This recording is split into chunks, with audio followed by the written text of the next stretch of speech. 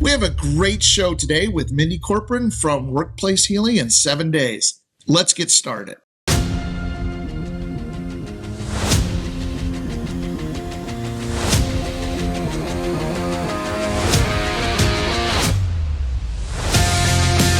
From the front lines of violence prevention, digging into the details that matter.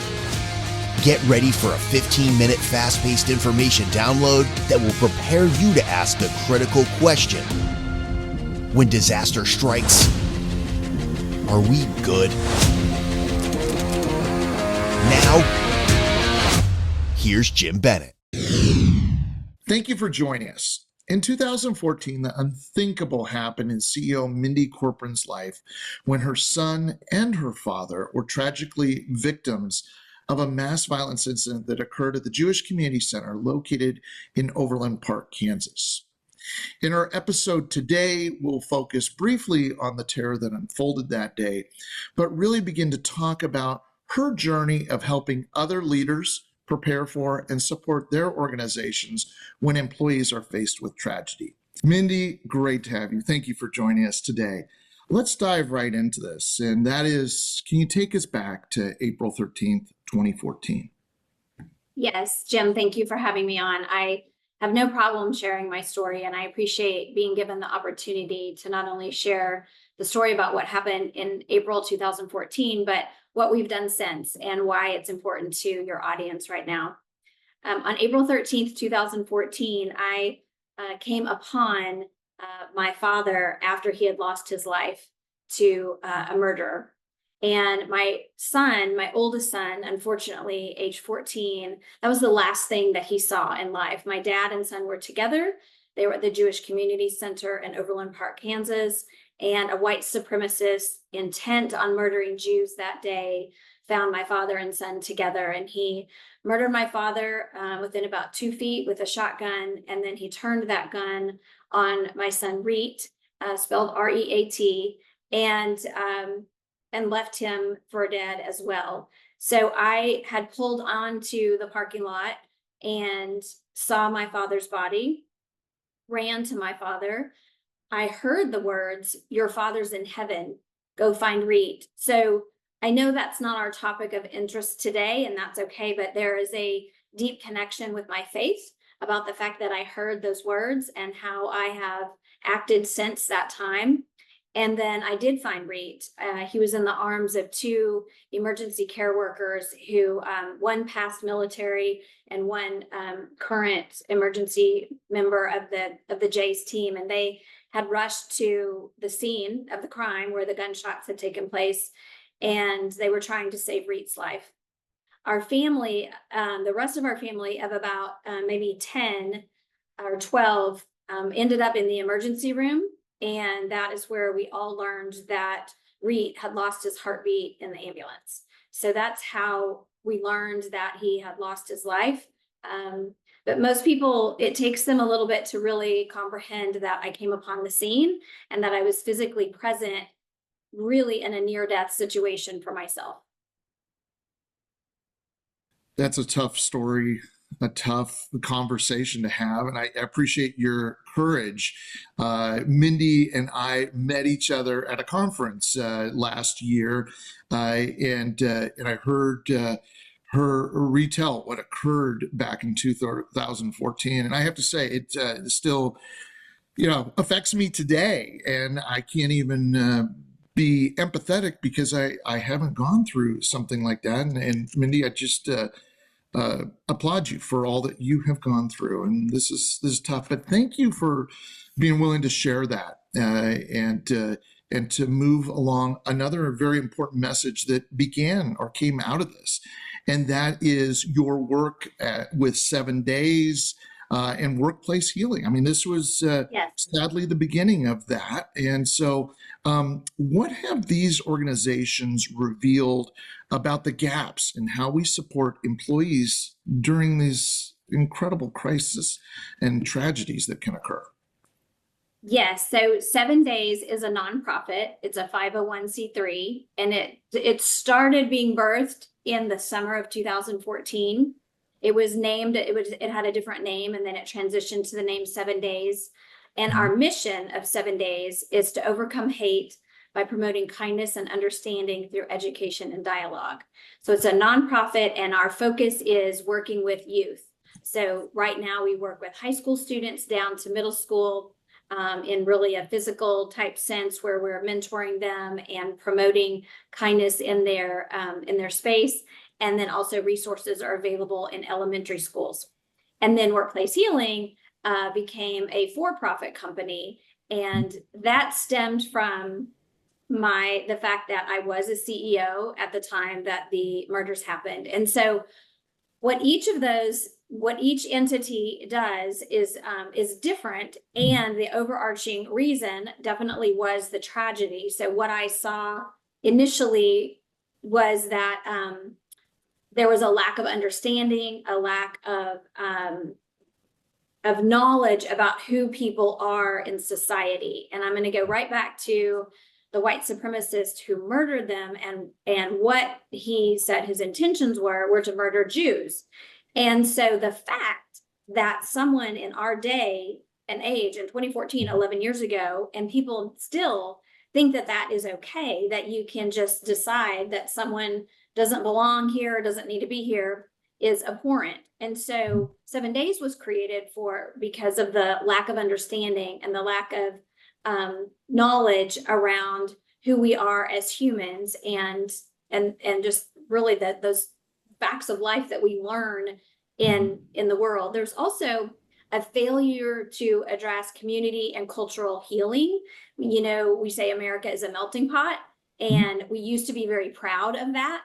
And then it seems like sometimes now we're not as proud of being a melting pot. We want things to be, a certain way. And I know that it can be in life, it can be very difficult for people if we've experienced something in a specific way, and that's our life experience. And then all of a sudden we're engaging with people who didn't have the same life experience, and that's uncomfortable. And so 7Days was really born from that, is how do we have crucial conversations? How do we engage with people and understand their life experiences and show empathy and compassion? That does not mean that we have to agree with everyone. I am not at all saying we all need to hold hands and sing Kumbaya. I am not saying that. I'm saying that we want to understand that we're human first, and to try to understand one another's experiences. And then Workplace Healing stems from the absence of empathy in business. So the absence of empathy in business strategy, there's no clear pathway to a workplace reentry when someone has a crisis or is out of the office for a period of time because of a family emergency or death. And then that sympathy is typically short-term, and then there's long-term neglect. So all of those things are where I've seen gaps, and what I saw was a problem in my own healing process, not only mine, but my family members, and then those and the colleagues around me who were also affected by this tragedy. Yeah.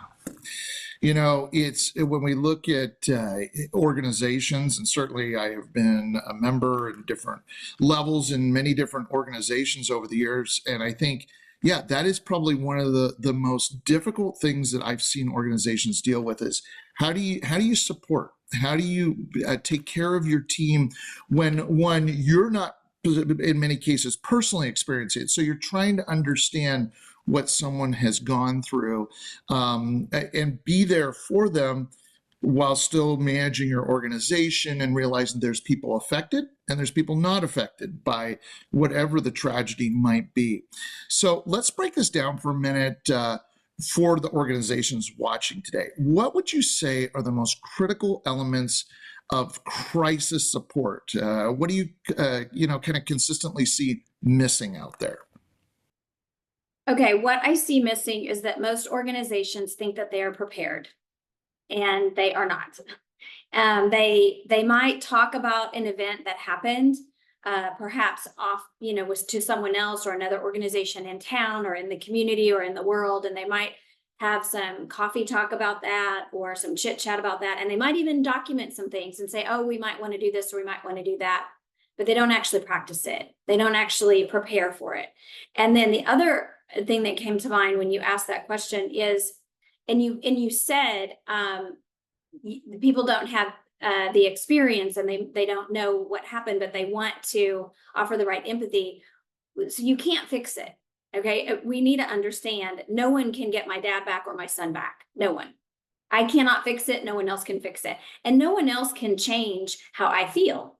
No one, no matter what they do, they are not going to change how I feel. So many times as leaders think, oh, they can fix things in their organization, so therefore they should be able to fix how someone feels or fix how someone comes back into the workforce. And you can't. But what you can do is you can consider all these different avenues of how to offer empathy in a longer term situation.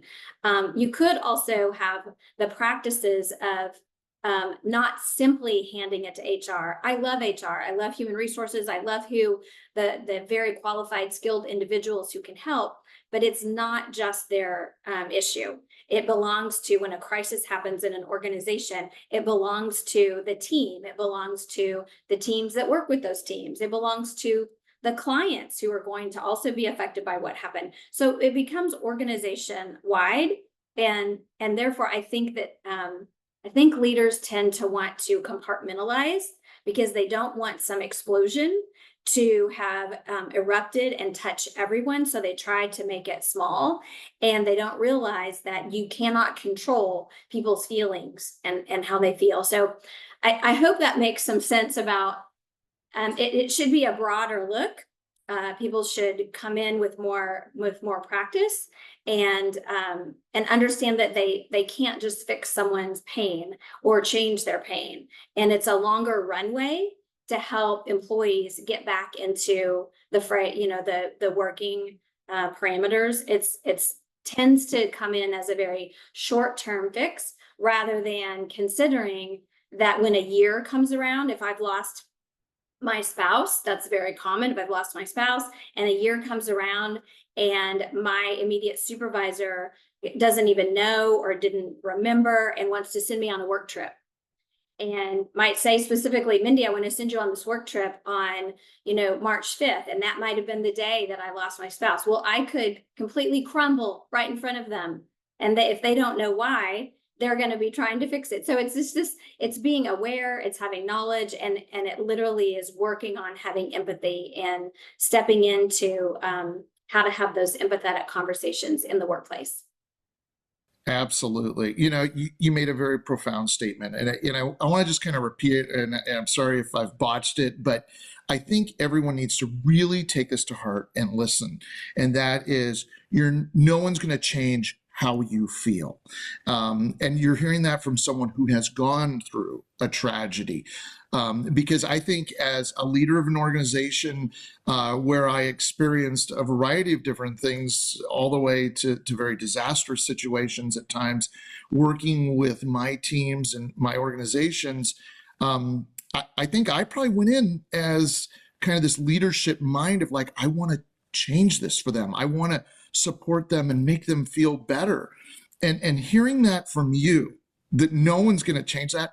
I want all leaders out there. I don't care what level you are in the organization. You heard it from someone who has gone through this. And so keep that in mind. You're not going to change them. I don't mean to interrupt. So you can't fix what happened to someone. You can't fix it. And so what happens when someone can't fix it, and they're used to fixing things. So I was a CEO. I was used to fixing things. I'm a problem solver. That comes naturally to me. We have to realize as leaders that we can't fix it, but what we can do is we can have space for that person. You can offer them space. You can offer them maybe the right people to talk to. You can offer them, more flexibility in work. I mean, I don't want to get super tactical because I know I want to stay high level for the fact that it is important to understand that there are resources, that there are consultants, workplace healing exists, and, Bolantenet exists, and there are organizations and people who can help in these situations. And it's human nature a lot of times to want to help and fix. But in a working situation, we can't always think about the bottom line. The bottom line really does depend on how well our humans are interacting, how well our humans are connected. And if we don't help our humans stay connected, then they're probably going to disconnect and leave. And that's definitely proven. Yeah, really well said. We're down to, as always, it's tight time on this show, purposely designed by me, but it challenges me. But we'll have more conversation on this in the squad room. But I want to kind of wrap with this question here in the last couple of minutes. And that is, you bring a very unique insight as both a former CEO and someone who has experienced personal tragedy in this and crisis. Kind of walk us through what an effective crisis response team looks like. You comment, about HR, and I think that's where our minds go right away of like, oh, this is an HR thing. Let's have them figure this out. Kind of give us, I guess, a idea of the players involved in supporting that individual. Yes, an effective response team for, I think, any organization. And again, you've got to think about where did the crisis happen, and is it a death of an employee's spouse or child or parent? Is it the death of an employee, etc.? Okay, so consider that. And then the response team should include the immediate supervisor, then the supervisor above that person. Okay, so those two leaders, HR, human resources, and then colleagues. Look at the team members that are also going to be affected. They are almost always ignored. Look at the team members. Not only are they, you might immediately as a leader be thinking, oh, well, can Jim take on Mindy's work? You might be thinking as a leader, who's going to take on Mindy's work? Not trying to be crass about it, but you want your company to continue going. And so, but you also need to think, well, did Jim know Mindy's spouse? And Jim was very close with Mindy. And how is this affecting Jim as in an emotion? So the colleague or colleagues should also be included in the response team. And then if outside help is needed, that is a directive to be sure and have a kind of a third vision looking in and seeing how are all these people working together, and are they communicating effectively to get to the result that they want to reach.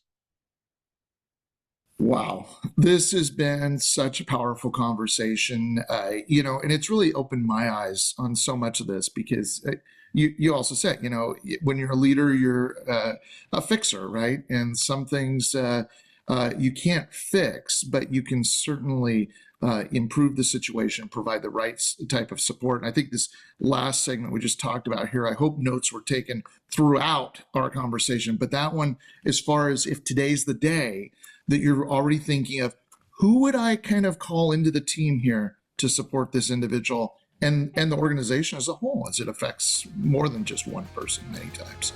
All right, so I don't want to end kind of on a somber note, but we have a lot more to talk about, and we want you to be part of that conversation. So please join us in the squad room, and we will see you next time on Are We Good? And make sure you ask that question. Are we good?